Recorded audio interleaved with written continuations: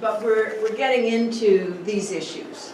Who am I going to talk to, and what is their attitude going to be? So let's think a little bit about that as our last big topic for today. So first question is, are you going to try to recruit people that you don't know at all? Or are you going to be interviewing people whom you already know or have some kind of connection with, or maybe know well? What are you all thinking about? And how is that going to matter? Any thoughts from somebody we haven't heard from yet, maybe?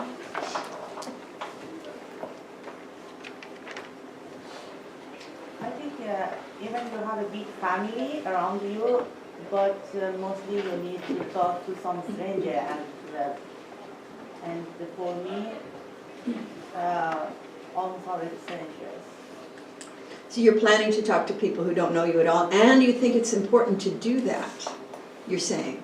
Yes, because it's important, for example, in the family, because we have like the prejudgmental things, but when you talk to strangers, you don't know them, they don't know you, therefore you can be a better listener without the judgment. Other folks agree with that? Does it help to be less judgmental if you're talking with people you don't already have a relationship with? Also, I think too, like our family members and friends are going to want to tell us what we want to hear. I remember doing a research paper for class, and I remember doing a research paper for class, and I was taking a survey. And, like, my brother was telling me things I want to hear instead of like, actually telling me his truth. Interesting. And I think to add on that, if you're interviewing acquaintances or family members even that you may know, you tend to hang out and gravitate towards people who are like-minded. So you're probably, if you assume that your study's going to end like this and you're asking all your friends, they're probably going to have the same ideas. So it's not as accurate of the whole community, the demographic. Okay. So these are some important issues. First of all, how are they going to interpret what you're asking and respond, given that they already have a relationship to you? And are you going to recruit only people similar to yourself? So those are arguments for going with people you don't know at all. Counter arguments? Any reasons why it might be good to go with people that you've got some connection with? If your topic is personal, someone that you don't know might not open up as much as someone that you do know. And Oh, I was just going to say someone who you have an established relationship with is more likely to take your research seriously and sit down with you and participate for like a longer period of time and perhaps put more care in their answers, make sure that they're being unbiased and clear. might be in the back. It depends on the context. As for me, I'm going to interview those I consider peers that are students on campus, specifically those that are looking to transfer to a four-year university in the fall of 2019. And the only thing or issue I may come across is the familiarity with some individuals that I've taken class with. But I was thinking about maybe doing random selection. I don't know if that is something that I should implement in that situation. Yeah, let's talk about that. I think, let me see if that's my next slide. Oh, we'll come back to the random issue in a minute. But let's think about this first. A few of you are interested in issues that are kind of sensitive or very sensitive. So let's think first about working with vulnerable populations, people. You have to think, and then we're going to come back to this issue of stranger and friend when we think about recruiting strategies. What are the risks to people, if any, if you were sitting down to talk with them about mental health or their own personality even, sexual abuse? I'm trying to think of what other kind of issues I've seen people raise. Are there some risks to this person to be interviewed by you? Triggering. Triggering, I heard. Okay, so that you have to be aware of. And really, you need to be prepared to, what if somebody becomes very upset in telling you the stories? Then what do you do? Are you in a position where you're able to refer them to the local counseling support, that kind of thing? Or are you just, or are you unprepared and just going to leave them hanging, right? What else besides triggering?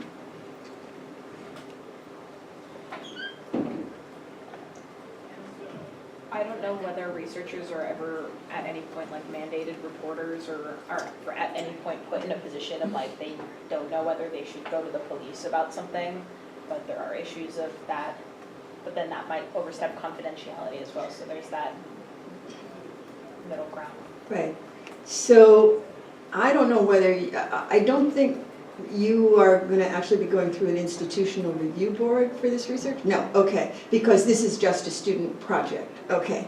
If you were doing this for research that you were going to share or publish later, the institutional review board, the ethics board, would be reviewing your plan before you ever carried it out, and they would be saying, oh, this looks like you might be in a position where you would learn about something illegal or something that has to be reported.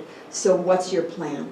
And if you were putting yourself in that kind of position by asking people about such delicate matters, you have to be prepared to say to them right up front at the beginning, as part of that introductory spiel, you know, I am in a situation, as a teacher would be, for example, I am in a situation where I would be required to report certain things. So although otherwise I plan to keep this confidential, I just want you to know ahead of time, there's that. I would strongly encourage you not to be in that situation for this student learning experience, right?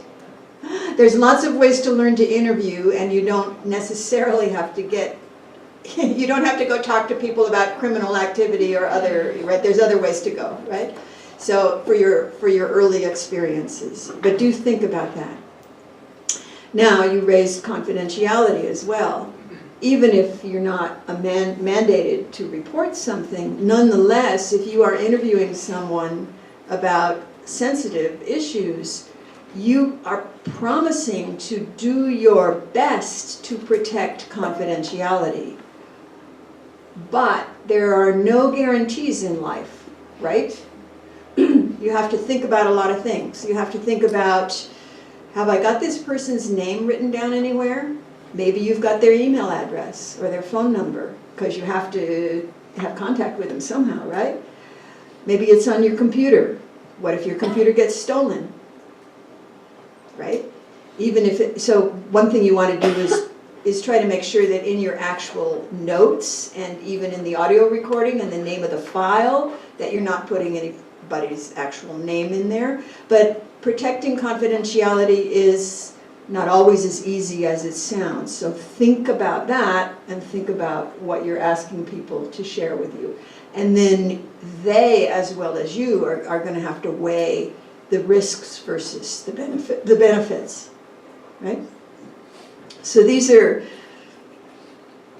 things that you have a heavy responsibility as a researcher to be anticipating and then being upfront with people about that, so that they may choose to self-censor, right? Remember that you're giving them the option not to answer a question if they're thinking, oh, I'm not sure I want to share that. I trust you, but who else is gonna, what if your phone is lost and somebody else picks it up, right? And that's where the recording is. So don't step lightly into these issues when it's questions that are of a sensitive nature like that, right? Will there be any benefits to the person to participate? That's for them to decide, really. Sometimes people are glad to have a chance at last to share their story in a confidential way, but they're going to have to make that judgment and to understand as best as they can what you're going to do with their story afterwards, right? So you also have to think about how to approach people if you want to talk to them about more sensitive issues. And that depends a lot on whom you're going to attempt to recruit and what exactly the issue is. I don't have any generic kind of advice, but my advice is think about it ahead of time. Talk to people who know, talk to counselors, for example, who might be in similar they're not interviewers, they're not researchers, but they likewise are in situations where they have to protect confidentiality. So where does it make sense for you to go, where not? What if you can't persuade anybody to be interviewed under these circumstances? That could happen, right? Then what are you going to do for your project? Change the project.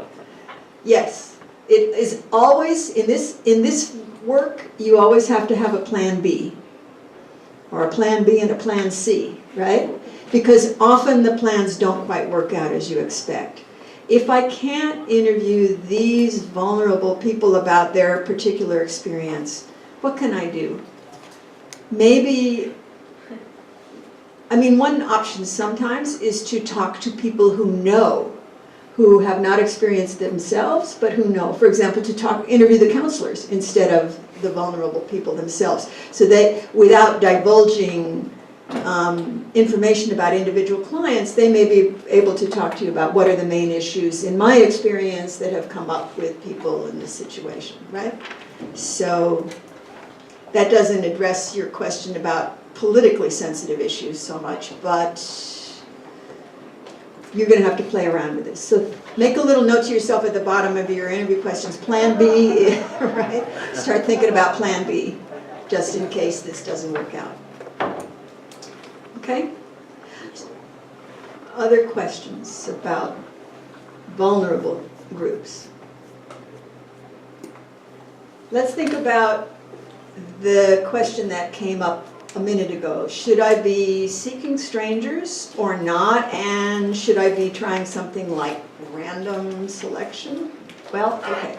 I'm going to share with you I think there are 5 so-called sampling strategies. There's people out there that I'm interested in the experience of this kind of people.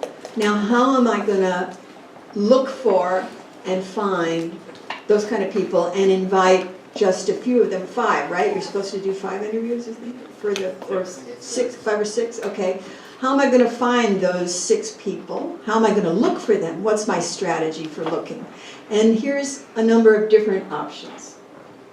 One thing you could try to do is say, I'm going to try to find people that are typical for this particular issue. I'm going to try to find people that are typical for holding that particular political position or for having this kind of experience. I put typical in quotation marks because a lot of us are influenced by what we know about quantitative research, and so we feel we may be feeling some pressure to try to duplicate what we think goes on in quantitative research. Often in quantitative research, people are maybe pulled at random, or they may be pulled because they are apparently representative of a particular group. So this is one possible approach, but the catch is, if this is a problem, a question that you don't know a whole lot about yet, or that you know only from your own personal experience, which may be, as you say, a little biased or one-sided, then it might be hard for you to know who even is typical. For your group of people that you're thinking of, how would you even find people that seemed like run-of-the-mill regular experiences? Sometimes that's hard to know. And you should also not feel pressure that you necessarily have to go with the most typical people. Let me give you some alternatives that might be interesting, because this is a very small scale study. There's no way that your 6 people are going to be perfectly representative of whatever the group is, even if you knew what representativeness was, right? So, okay, well, let's think about some other ways that you might learn about the problem.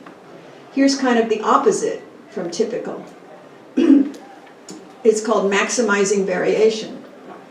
I think I want to talk to these kind of students about this kind of issue. well, let me see if I can find, within that imagined population, let me see if I can find the most different folks I can find. And this could be as simple as saying, I want to make sure that I talk to both men and women. Or I want to make sure I talk to both older and younger folks.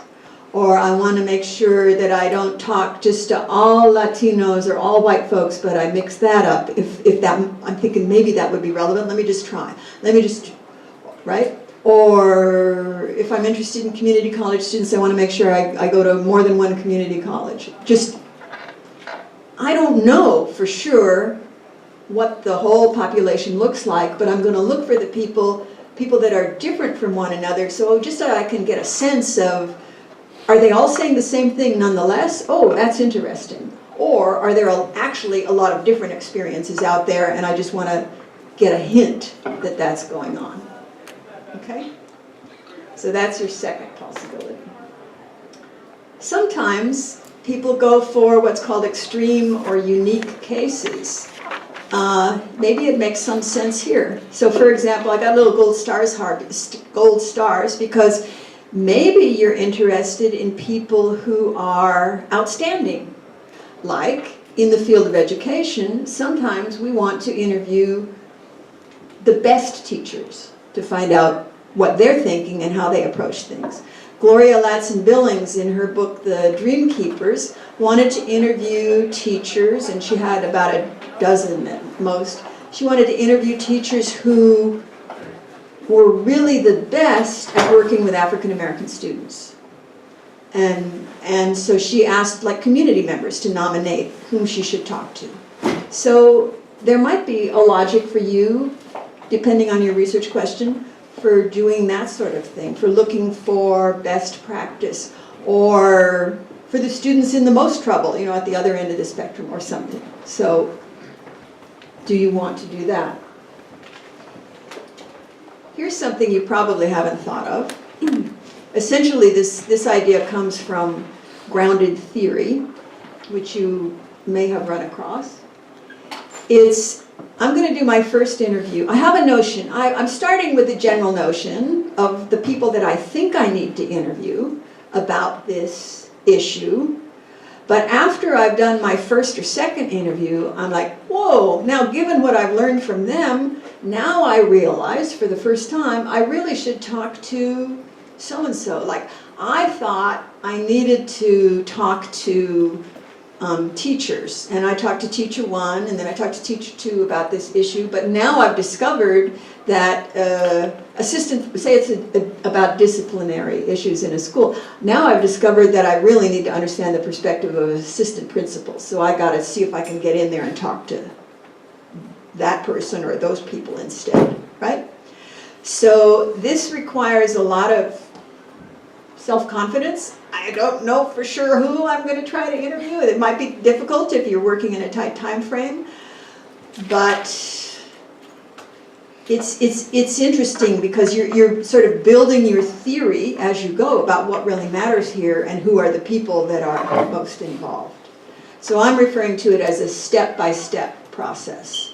Sometimes it's called theoretical sampling or grounded theory. In a grounded theory approach, you start out saying, I want to understand what's going on here, and I'm going to study this case first. The original example they gave was they wanted to understand how people who were dying in hospitals were treated back in the 60s when they developed. Okay, we went and studied that in one hospital. Now we think we understand what's going on, but it's only one case. So now we're going to go to a second hospital and study it. It's kind of similar, but we learned some new things, so it's not always the same. But now we have a better understanding. Now we're going to go to a different kind of hospital, like a rural hospital instead of a big fancy metropolitan hospital, right? So, and now we understand better and what the variations are, and so on and so on. So building piece by piece your understanding of something, one case at a time. Another way to think about it. This is totally not random. This is driven by your growing understanding of the question over time, of the problem over time. And here's a strategy that you may well be likely to use. which is often called snowballing, but you might think of as networking. You start with a person with whom you're at least acquainted, because how else are you going to find anybody? You have to be able to approach somebody and talk to them, right? So maybe you start with a person that you know, or you have found sort of by happenstance, and then they recommend that you also go talk to so-and-so and so-and-so. And then that person recommends that you talk to somebody else and somebody else, okay? You're really working through a network of people, some of whom know each other. So this person may not know this person, but they're linked in the network, right? Do you know why it's called snowballing?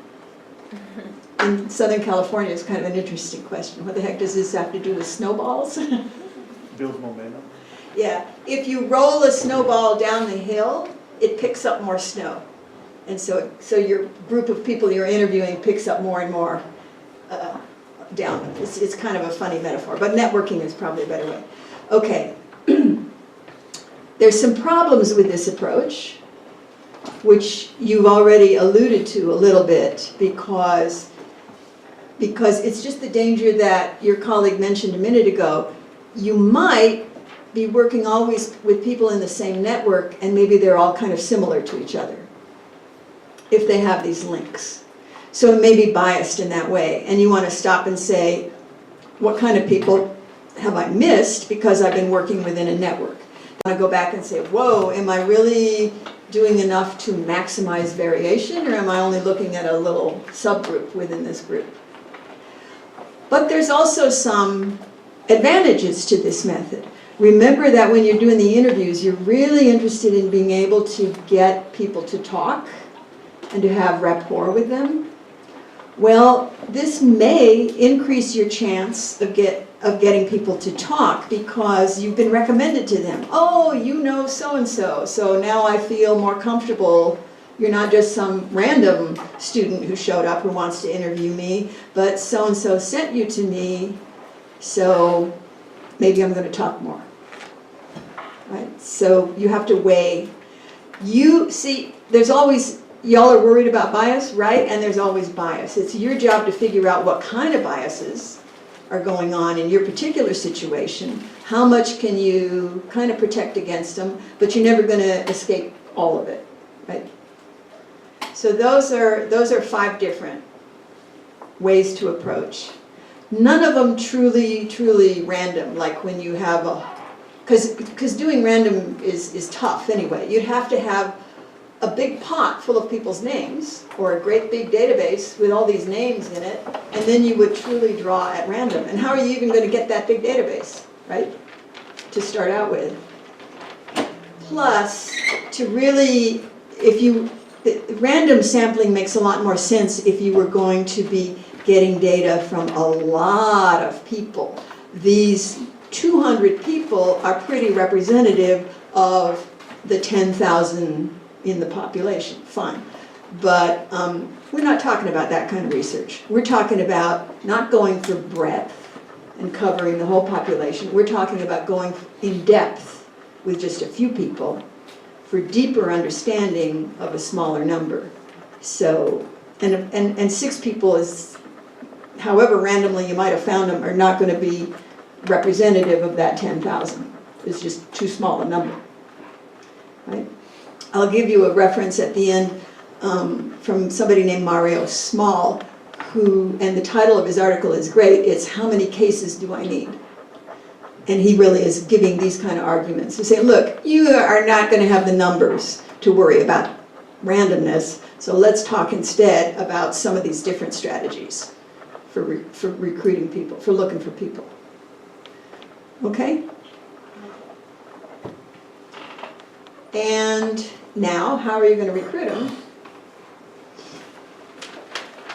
Sort of, this is the last thing to think about. But it's a really big issue for you. What are you imagining doing? Here's some options. I might be missing something, but here's some options. Are you going to post flyers and say, you don't know me from Adam, but here's my email address. Please email me and get in touch so you can be in my study. You see those flyers, right? In the restrooms and places. So I don't know how often you respond, but I'm guessing this is a difficult way to go. I don't know if you're going to get a lot of responses that way or not. That would be that would be a way to find true strangers, right? They don't know who you are, they never heard of you, but for some reason, and you do have to stop and ask yourself what reason they are willing to come and talk to you and spend an hour with you. So even though it's anonymous and seemingly random in a way, you do have to ask about what bias is there. Are you going to get all the people who've been waiting all their lives for a chance to vent on this issue, and they might not be, they might be a little unusual, or are you just going to get some interesting stories from a group? But, okay, so, or are you going to get anybody at all? That's the other challenge, right? So you may have to think about some other possibilities for recruiting. This is one I like, but it's because to be on site and talk to people individually. You know, I'm used to doing participant observations, so I'm hanging around anyway. But this could be good for one reason is people might be more willing to sit down and talk with you if they've first had a chance to like eyeball you and think like, oh well, he's not so threatening. I could talk to him, right? So if folks at least have a chance to see you. Sometimes people go recruiting, like on a college campus, they might go recruiting in classrooms. And instead of just sending your flyers to be passed out by the teacher, if you can go in person, again, that's giving everybody who might be your potential interviewee a chance to at least see you and think, oh, well, okay, they're not so scary. I couldn't imagine myself talking to that person. Right? So I'm thinking this might be a more productive route if you're able to be on site or where you can actually meet people. It's probably hard for you to do if you are a shy person, but hey, you know, interviewing is going to require you to overcome your shyness a little bit anyway. So, and if you're a shy person, if you're a shy and quiet person, you might turn out to be actually a really great interviewer, right? Because you're setting up questions so they can do the talking and you're not butting in all the time and giving your things. So, okay. So maybe you can recruit through a contact. Often people say, I'm going to send emails to a bunch of people and see who replies. But you have to stop. This is what the Institutional Review Board always says. Well, wait a minute, where are you going to get that email list? Where are you getting those emails in the first place? Right? You don't have an open email directory of everybody in the world, so where did that list of names come from? So you would have to think that through. Oh, well, this counseling office is willing to share. Oh, maybe they're not willing to share, right? So think about that one. And then the last one is what we said before. You start with someone that you know at least a little bit and start building from their contacts. Aware, of course, of the possible biases, the limit, but also maybe that's going to be the best strategy for your small-scale study. Am I leaving anything out? I might have not thought of other things you're thinking about. I'm thinking about maybe like asking my friends to find me, like their friends, something like that. So that way it's like the second party, it's not someone I know, but maybe it's like, you know, a friend of a friend that's so comfortable. Right, so you don't, that's a good strategy. So it's basically this networking or snowballing, but you're not interviewing your immediate contacts yourself. That's not a bad idea. I think if you're really desperate for people that you don't know, you can go to the yellow pages and look for numbers and call and just, I don't know. Or the phone how book. likely people are to actually, because people usually hang up, but if you're really desperate for one person or something. You know, Mario Small in this article I'm going to share actually talks about that. And he says, it might seem like it's random and you're just finding strangers, but it's not. There's a bias there too. Because some people will answer their phone and some won't. so right away, right? And then some people will actually go for that idea and some won't, so no matter, so, and it might be kind of tough, given how many robot calls are going on all day long now, so. But it's an idea, it's an idea. There was a hand, What about contacting individuals through social media? When they're like, my research, I want to interview activists. I'd be like, oh, I'm doing this interview. Can I interview you for my research project? Is that a good way of doing that, recruiting them too as well? Or there'll be that like bias? well, if you do that, you're fitting one of these latter categories, right? Because you have access. You have access to that particular social media account, which already means it's a network that you're in and other people are not. So it's kind of like this. Well, it's kind of like this, sending out a call. So it may be a way to go. You just have to be aware of and jot a note to yourself about that particular kind of bias. By the way, you want to record for yourself the decisions you actually make about recruitment. Because if you were going to publish this, the readers would come and say, well, wait a minute, well, I think you got this really warped group of people that you recruited, and you say, well, okay, here's what the biases were because here's the method I use, and here's the reasons for why I chose to go that way. Because no method is going to be perfect, so I'm going to have to make some decisions here. Keep a record of your decisions because you might forget later, and write down to yourself the rationale. In fact, that's what I was going to suggest as your last task, just something to get started on. Jot some notes to yourself. What are you thinking at the moment about what your strategy would be? Do you want to maximize variation, or do you want to look for people who are typical? How many? Well, you know the answer to how many in this particular case. Usually you would have to think, how many people do I need to interview for this purpose? But also, always jot to yourself why. Why am I making this decision as opposed to some alternatives that I have? Because that's what your readers, when you publish research, are going to be challenging you. But wait a minute, you forgot to take into it. No, I did consider this alternative, but I chose what I chose for a reason, and here's what it is, right? And then likewise, how do you plan to recruit, and what kind of challenges is that going to pose? Also, this other issue that we've just been talking about, how is that going to bias whom you find and whom you don't find? How are you going to overcome those issues?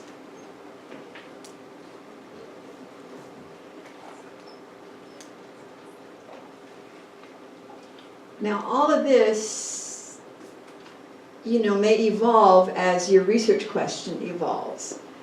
I think some of you may still have pretty big research questions that you haven't yet shrunk down to what I can actually study, especially through just a few interviews, right? It is very common that people come with research questions where we say, okay, well, that would probably take you the rest of your life to study that. How about you think about studying that in steps, in more concretely and specifically, what could you start with, and then say to yourself, and then I'm going to take the 6 more steps later on in my career, right? So part of this goes back to what we started with. How are you framing your research question? How are you thinking of a question that's really important to you, but also is small enough for now to be feasible, to be doable? Not too abstract, not too huge. It's perfectly okay to have a nice, narrowly focused research question. How do I know that? Because once you get in there and you talk to people, it's going to be just like that one-question interview. It's going to expand again. Don't worry, all the other issues you're thinking about are in there, even if you're focusing very, very narrowly. I'm going to pick on you and use your example. You're interested in people's educational experiences across their whole lives so far, and is that what they learned actually useful to them? And so I'm going to say, okay, but if you just focused on third graders, except that it's kind of tough to get permission to interview people under 18, but if you focus just on third graders, you would already learn a whole lot. Or if you focus just on people in their first year in college, you would already learn a whole lot, and it would be pertinent to all those other stages in their lives. And if you just narrowed it to a specific subject matter, you don't worry, it would still be loads. There is, as a colleague of mine used to say, there's a world in a grain of sand. So don't be worried about it being too small. Nothing is too small. People are always complicated and rich. So if you're open to it and you get them talking, you will learn plenty, and it will be pointing to all those other issues that you're interested in, even while you're trying to keep your question narrow enough to be feasible. Right? Any last questions from you? This is another thing you can kind of jot to yourself when you're heading home later. Here's these sources. Maxwell is a very nice, slim book on doing qualitative research, on designing qualitative research, and I think it's really good. And he's the guy who thinks about, if you wanted to study causes, what causes something and how it can and cannot be done.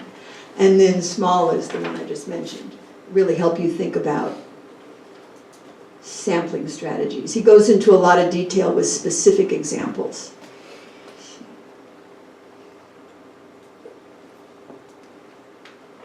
What interview kind of stands out to you of some of the interviews that you've taken?